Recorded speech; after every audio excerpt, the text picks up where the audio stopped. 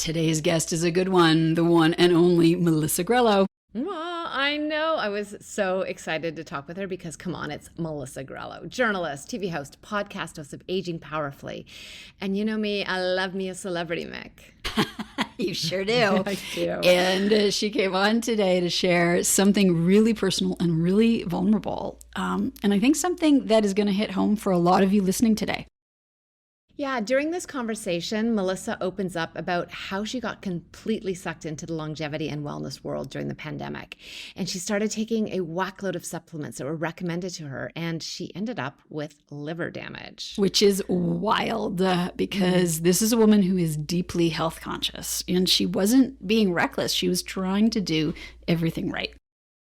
I felt so seen when I was listening to her story because I went down this exact same rabbit hole. Oh, me too. Well, maybe not to the same degree, but I definitely went down some longevity wellness rabbit holes. I mean, so many of us do. Right? And the money, oh my God, it was an embarrassing amount of money that I was spending on supplements and tests. And I was trying to find out if I was in perimenopause. Which no, there is no test for that. There is no test for that. Damn it, if I'd only known earlier. Yeah. I found out the hard way. And I think that that's why this conversation matters so much. We're all trying to find answers, and we're all inundated with the wellness industry on social media. And everyone's trying to educate us, and they're ready to take our trust and our money.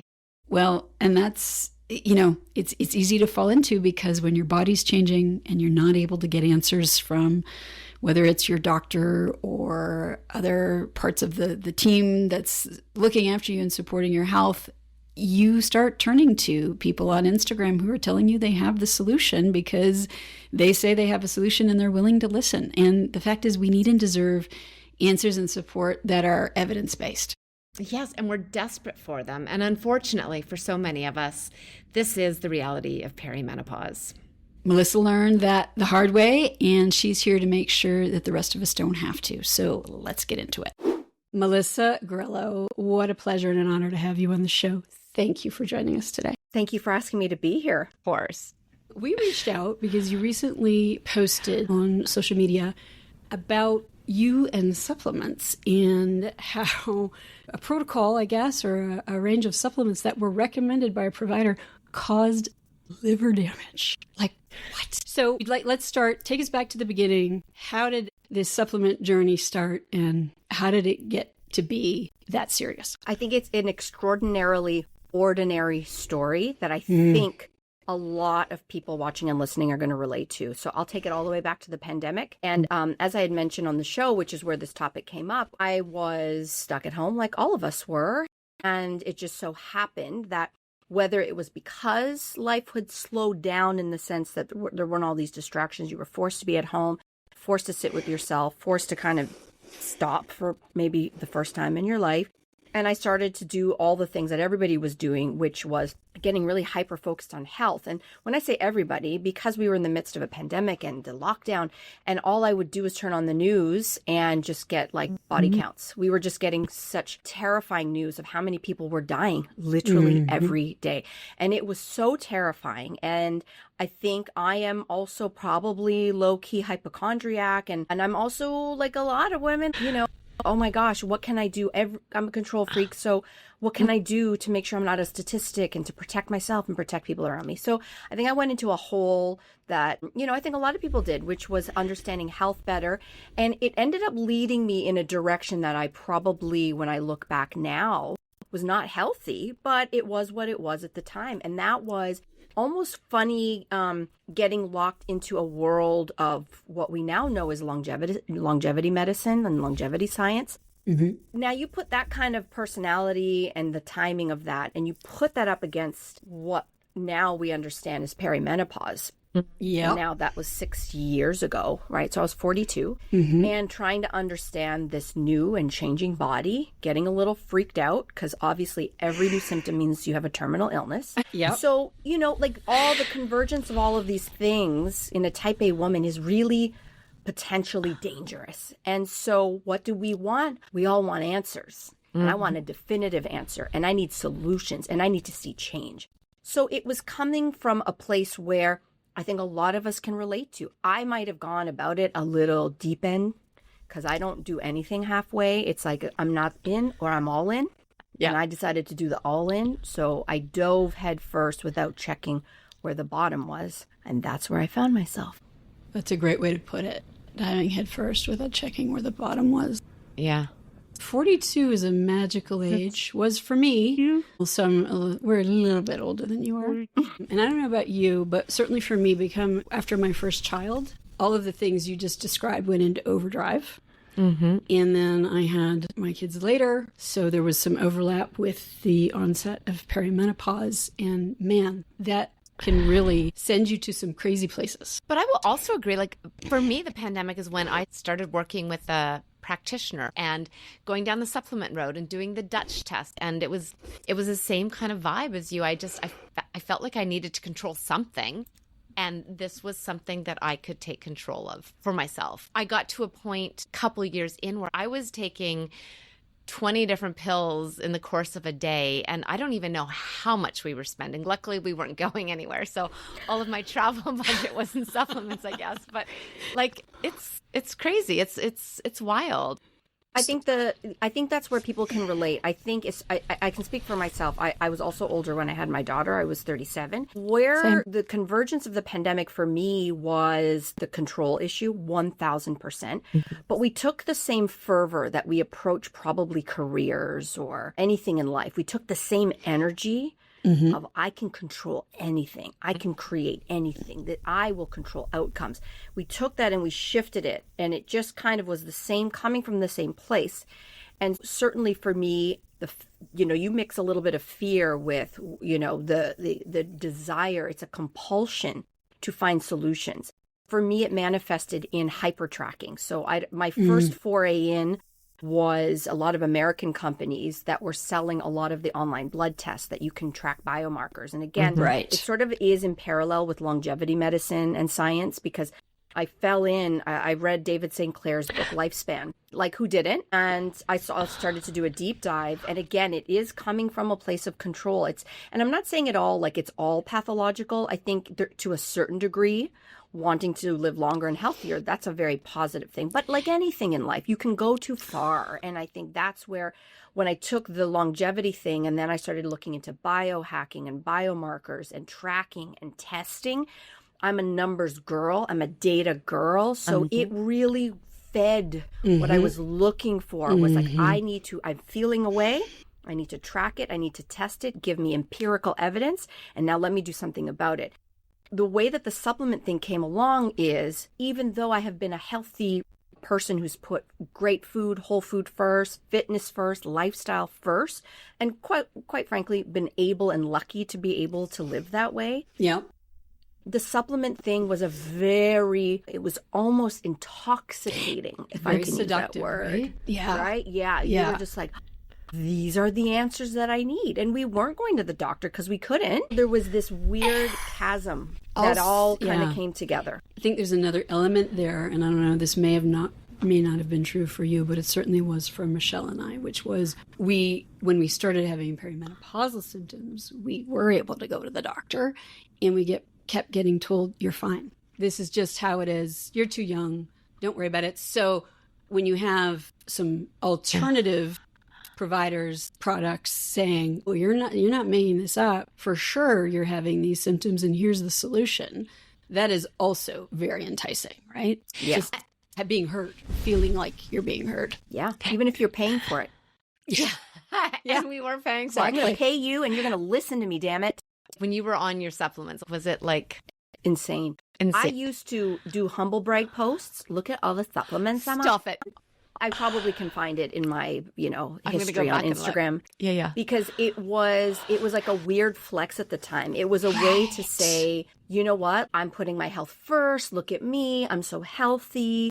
Look at all the things. And there's all these little tricks and secrets. Did you and know? You can shortcuts. Yeah, exactly. Yeah. And so it definitely filled in the gap. I wasn't one of the people who was science denying at the time of COVID or after, but certainly a lot of people were. And I think that's where supplements also can swoop in and sort of fill gaps, because there were still so many unknowns. And in fact, any scientist will tell you, they are the biggest skeptics in the world. They have to be. They have to question everything. And yet, we came up with this narrative that scientists think they have all the answers, but they really don't. So, we're going to say poo-poo to big pharma, and we're going to say big wellness, big supplement. You're the answer, Right. which couldn't be more backwards. And I say this not to put blame. I've been much kinder to myself since all of this, and Good. not even to put, there is a good amount of blame to go around. I'm not going to say that it's not, but people who are not medical professionals, but who are in the healthcare space, providing help to women, I get why a lot of them who do come from a good place, who want to help women, who think they've got some kind of answers. I don't want to vilify people here. What I have done and learned from this process was I needed to do a better job to educate myself, first and foremost. Then you're able to sniff out the snake oil act and the charlatans, because they do exist. Not everybody out there is out to dupe women, but unfortunately, a lot of people are, and it's really lucrative financially to do so. So finding where my place was in all of that, and also trying to understand my own journey. Fortunately, I can speak from a place, sadly, of education, because I was duped so hard. And my real thing now is to educate women, because I just want to prevent you from getting duped. And the way you do that is you inoculate women with good science and information. Absolutely. And I'm going to put a pin in your story for a second, because let's talk about what you're doing to educate women, because it's amazing. You've got a fabulous podcast called Aging Powerfully, and it's about strength and intention and just owning this new chapter of our life. You're doing a whole bunch of retreats and conferences. Tell us more. Yeah, the podcast was born from the struggle, to be very, very honest. I think you have a podcast and you know that there's a lot of you in this. It's a lot of figuring stuff out for yourself. It's about connection. It's about information. It's about all the things that make women so amazing is, we want to get answers, and then we want to help other people with answers. So I'm in season 3 of my podcast. And again, if you do the math, that was sort of coming out of the fog of the pandemic, the fog of coming out of what is this thing that I'm going through. I just heard this word, perimenopause. You're going through your journey. And my struggle, which is a lot of women's story, is that there weren't a lot of resources that I could reliably look to for really solid answers. And certainly a dearth of Canadian resources, at least at the time. And so menopause was not having its moment yet. We were just starting to get to it all of a sudden, just coming out of the pandemic as well. And the convergence of a lot of events led me to realize, if I, as a pretty well-connected, educated woman in Canada, cannot feel like I'm getting really good, solid information, where am I to get it? I don't want to look to the States. They have a completely different medical system. Yeah. This is not a system that is applicable to me here, because they can just go private. They can pay for whatever they want. We just don't have quite the same system here. Yeah. So I said, well, I'm going to create the thing that I'm looking for. And Aging Powerfully really was born from this place of get and showcase the Canadian experts who have been doing the work. And just because dum-dums like me have just discovered this thing, or Doesn't we're just, mean it hasn't been happening for ages. It's been happening No, I forever, know. right? And there's so And many- people have been doing great work. And I wanted to showcase that work. And I really wanted to put my journalist hat on and do half the work, which is, how do you tell who's credible, who's not? And I thought, let me take at least that hard part out of here and make sure that no one's trying to sell you something, or that someone actually has the credentials to speak on what they're speaking on. And let's get the information to women. And that's where that came from. And the live events, again, still from the pandemic, it gave us a lot of crappy stuff, but really good stuff came out of that. And I think we remembered how much connection in person is really valuable for us, and how much the social connection as part of Aging Powerfully is so integral. And we do great things together. And I think I am still craving in-person connection. And that is part of what I think is a healthy life as a whole. That's where it just came from, me trying to figure stuff out for myself and trying to pass it along. And you're coming to Calgary in May, on May 16th. Is this both of your hometowns? Just me. So Unfortunately. I'm excited. I'm going to be there. Tell us a little bit about what's happening. So again, if I could do it in every province and every territory, I could. But you know what? It's still just my side hustle. I have a day job. Yeah. Yes, you do. So, give me time. Everyone's like, are you coming to BC? Are you coming to Manitoba? I am one woman, ladies. I am one woman. If I can clone myself one day, maybe that will happen. So I love out west. The last time I was out in Alberta for any extended time was when I was covering the 2010 Olympics that were taking place in Vancouver. And I was lucky enough to be sent out to Canmore, Alberta to do some training with some of the time Team Canada's Winter Olympians. And I was able to go out there, and it had been the first time that I had really like legit done Alberta. And I just fell in love with it. And I know not just in Alberta, pretty much across this entire country, top to bottom, left to right, there is still a very, very huge need for experts, not just primary care, not just menopause. I mean, we're just care. We know 6-7 million Canadians don't have a family doctor. And so if you're going to go into the space of menopause or perimenopause, we're really down to a very small group of people who are specializing this still across the country. So I thought, how do I get some of the magic of the experts I've been able to connect with here in Ontario? And how do I start to slowly get it out to areas where, again, the whole country needs to hear from more experts, and to showcase and celebrate our own people that are doing amazing things here in this country. So I will be there on May the 16th. It is going to be great experts, two of which are Alberta's own. I'm talking about Dr. Sheila Vijayasinghe and Dr. Shafina Premji, who are both menopause experts, and so much more. And we're going to do all the learnings. You're going to be able to ask all the questions straight to the experts. No BS, all science. Guess what? We ain't selling you supplements. I'm going to tell you that right now. We ain't doing that. No Melissa Grelo branded, menopause. Just kidding. Blow up my credibility, why don't you? I would never. But we're laughing, but there are a lot of people who are purchasing still a lot of things because they have a brand name on them or someone, and that's an issue. And I call people out on that. That will never be me. And again, not all supplements are bad. It is a very narrow group of people who need them, and very narrow supplements that are, you have a calcium deficiency, you need calcium supplements. If you have a B12, I am currently on a B12 supplement.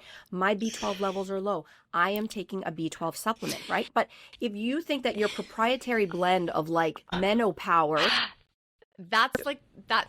A stop, right? No, right? Somebody sent this to me and said, "Hey, Melissa, what do you think of this supplement?" Or it was Meno something, and it was on the bottle. It said an alternative to menopause hormone therapy. Oh my God! And I said, "Oh my God, have you not been egregious. Listening to this podcast? Have you not been listening to this podcast?" And she's clearly suffering. You can't freak out because we're suffering and we're looking for answers. And she's clearly not getting good care, at least from whoever she's able to reach out to. I didn't come down on her that hard. Don't worry, just a little bit. And I had said, these ideas of proprietary blends, these ideas of made up ingredients. I said, do you know that technically you could probably put garden dirt in a pill and probably sell it somewhere on this planet and no one's going to tell you that's illegal? I said, the information is how you're going to set yourself free. I set her straight. I found out where she lived, tried to set her up with some experts, hopefully that can help her in her hometown. Yeah. This is how we help women. Yeah, and we do a lot of that as well. We get people who reach out and say, help, I can't get someone to listen. Yeah. And I think also back to, Melissa, you mentioned you're taking B12. And that's also part of this. It's not just what's the snake oil and what's legit and not, but also just because you need B12 doesn't mean that I need B12. And it's really about each of us understanding that we have unique transitions. We need unique tools in our toolbox to get us to where we need to be. And that's also tempting too, right? It comes from a good place perhaps to say, oh, I've been taking X and it's done wonders for me. That doesn't mean everybody else should be taking X. That's right. It's a slippery slope. It's easy to fall into that. Yeah, exactly. Yeah. And again, I get it. We have really busy lives. We're juggling 6 balls at the same time. It's the same kind of fallacy that's behind those posts of what I eat in a day. And we all get sucked into them because, well, then if that's what she's eating, then that's what I should be eating. And it's like, girl, no, that's not the way that this works. We all have different DNA. We all have different medical histories, family histories. All of those things come to bear. But I get it. When you start to say it like that, people's eyes can glaze over. But then where do I really get help? I'm just looking for the simple answers. And the answers sometimes aren't that simple. Sometimes they are. But simple, but maybe not easy also is correct. Is what a lot of our experts say. Like, you need to eat healthy whole foods. You need to work out. You need to get better sleep. Those are all seemingly easy to do, but it's actually there's Really a lot of hard. work behind it. It's pretty hard. Yeah. Sure is. Like what you're hearing so far? Join me on May 16th for Aging Powerfully with Melissa Grelo live in Calgary, a one-day high-energy experience designed for women who want real answers, real connection, and real fun. You'll hear directly from Canada's leading experts in menopause, sleep, nutrition, strength training, and sexual health, delivering evidence-based, no BS guidance that you can start using right away. But this isn't just about learning, it's about feeling seen, supported, and energized in a room full of women who get it. Seats are limited and this experience will sell out. If you're ready to stop guessing and start aging powerfully, this is where you need to be. Melissa, how did you know that something was going sideways? How did you figure that out? How did you figure out that it was the supplements? I was having really bad gut issues. Really, I started to have very bad gut issues. But Did they make you do the stool sample, like the GI? Sure did. Yeah, you paid for that too. You You paid for that. Me too. Oh Me my too. gosh, I'm so poor because of all the tests that I have done. I've done them all. Okay, I should be Consumer Reports because I have tested everything. I did literally any test you say, I probably did it. But it was, again, that weird place of, is it digestive? Is it perimenopause? Is it something else? Yeah, right. I'm sure lead poisoning was in there. I mean, because there's, apparently we all have mold in our homes or something. Like, put your list of what kind of poisoning or toxin I must be being subjected to. I got a reverse osmosis water machine because I started to mistrust my water. Listen, we went into dark places. And so the gut thing was really bad and I couldn't figure it out. And I was going everywhere that I was trying to find answers everywhere. And I did the stool test. I did a lot of things. And then I did a massive shift in my diet. And I did, I'm not going to even name them because I don't want to do that. But I did a major shift in the way that I was eating. Yep. And then the supplements started for many reasons, because at the time we were like, well, obviously it's digestive issues because of perimenopause.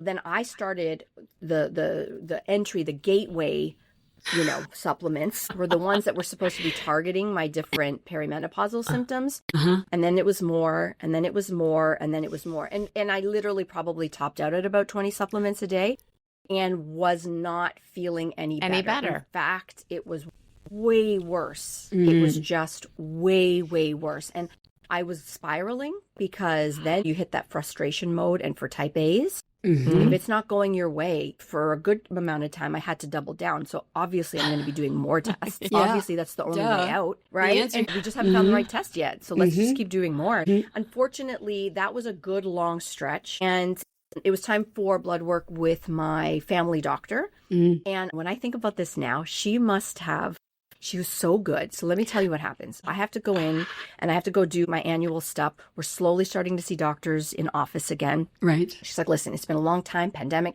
Let's do your blood work. It's been a while. Let's check your metabolic markers. Let's just make sure everything's okay. Come in for your physical, blah, blah, blah.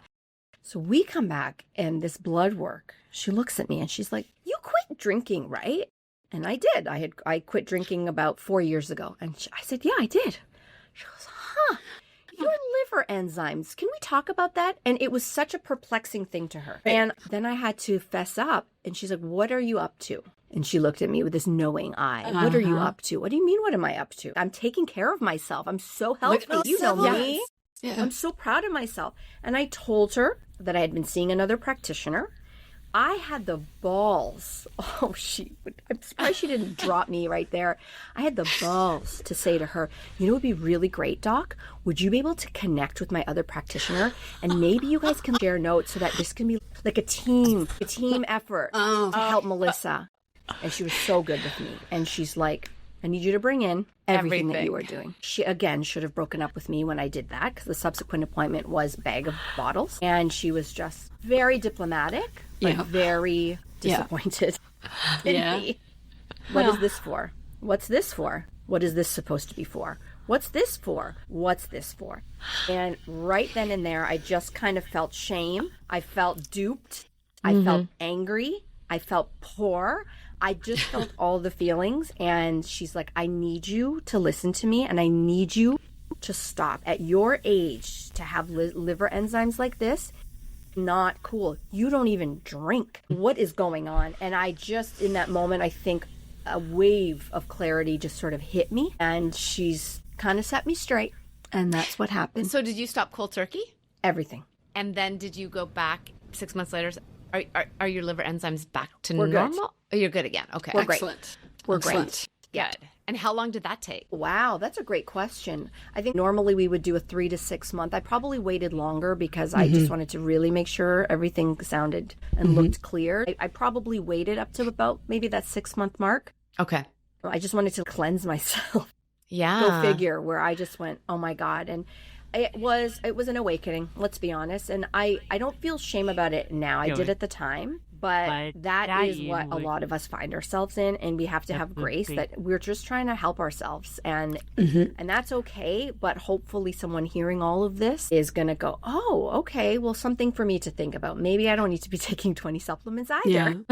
Get knows? very curious, right? Get very curious. What am I That's taking right. and why? Precisely. What are the key tools, evidence-based tools for you now for your menopausal toolkit, whatever stage you're in or at? Number one is trust science. Now, that's easier said than done because everyone's quoting a study behind them on the green screen, right? I'm not a scientist. Yeah, it's a very precarious world on social media, but maybe that's my second tip. My toolkit is I'm not getting my medical information from social media. And again, if you have a family doctor or a healthcare practitioner that is credentialed appropriately for this and you've got the questions, I really, really hope that you can take the questions to them. We've learned that there are so many tools available, particularly and specifically for menopause care. We now know that there are tools like the MQ6, where if you don't know or your doctor doesn't even feel comfortable, you can go to MQ6 online. It's literally letter MQ6. You can print it, download it. You can track your own symptoms. You can have the words and the terminology to bring to your doctor, and resources even for your doctor. If they have said, listen, I know I need more training in this, so let's do this together. I think that's a beautiful thing. But I would say even going back to this is foundationally, which is what Aging Powerfully is really all about. It is about these basic pillars of health. I've been doing the show for 3 seasons. And no matter if I'm talking to a heart scientist or a brain scientist, like a neuroscientist, no matter if I'm talking to a strength trainer, no matter who I'm talking to, I have distilled that so much of this can be prevented with lifestyle. And while so many of us are looking for a silver bullet and a quick fix in a pill, really the real fountain of youth, the real stuff that's going to actually make a difference, and by the way, has a ton of science behind it, is eating well. Boring. Strength training, boring.